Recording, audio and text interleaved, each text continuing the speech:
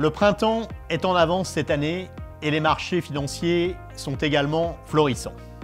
Les enquêtes et les flux nous indiquent cependant que les investisseurs ont été prudents et n'ont pas participé activement au rallye. À mesure qu'ils reconsidèrent leur pessimisme excessif et réinvestissent, les actifs risqués devraient continuer à se reprendre. La panique autour de Noël était concentrée sur la Chine et l'Europe. Les nouvelles en Chine commencent à s'améliorer.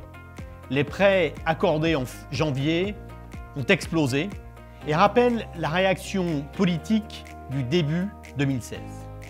Les données en Europe restent médiocres et les enquêtes auprès des investisseurs suggèrent des craintes de récession. Nous sommes confiants sur le fait qu'elle sera évitée. Certains des freins qui opéraient en 2018, tels que les prix élevés du pétrole et la force de l'euro, ont disparu.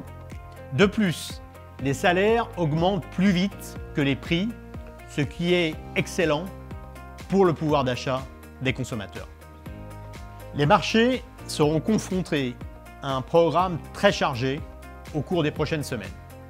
Un accord États-Unis-Chine, le Congrès national en Chine et la réunion de la BCE seront des événements positifs selon nous, bien qu'ils soient partiellement intégrés dans les prix. Nous sommes également convaincus qu'un crash Brexit sera évité. Certains risques demeurent bien sûr. Le plafond de la dette américaine ne nous empêche pas vraiment de dormir, mais les tensions commerciales entre les États-Unis et l'Europe militent pour une diversification des portefeuilles actions en dehors de l'Europe. Le revirement de la Fed a été l'un des principaux moteurs de l'appétit pour le risque en début d'année. Certains diront que Powell a cédé à la pression de Trump. Je ne souscris pas vraiment à ce point de vue. La Fed s'adapte au ralentissement économique, en dehors des États-Unis, mais aussi à l'intérieur. Par exemple, les ventes de maisons ont été lentes. Elle a également réagi au durcissement des conditions financières et surtout à une inflation étonnamment basse. Les salaires ont accéléré, mais l'inflation sous-jacente est stable. Les anticipations d'inflation sont également en berne. Les consommateurs tablent sur une inflation de 2,3% à long terme, la plus basse jamais enregistrée. Ceci est très inhabituel dans une phase aussi avancée du cycle et sera au centre d'une conférence de la Fed en juin. Cela oblige la Fed à faire preuve d'imagination sur ce qu'elle pourrait ou devrait faire en cas de retournement conjoncturel. La Fed n'est pas seule dans ce cas.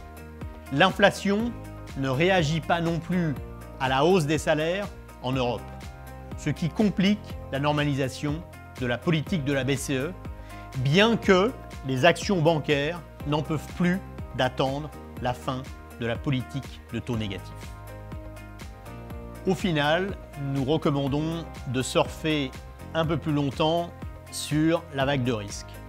Le potentiel des actions est limité, mais les investisseurs n'ont pas encore opéré les réallocations de portefeuille qui s'imposent après le mouvement de panique de décembre.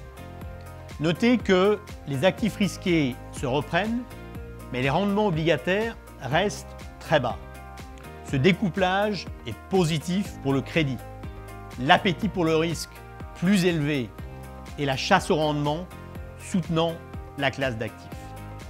Nous avons une surpondération tactique sur cette classe d'actifs, en particulier en Europe où la compression a été moins rapide qu'aux États-Unis et insuffisante par rapport à d'autres mesures de risque. Bons investissements, à très bientôt.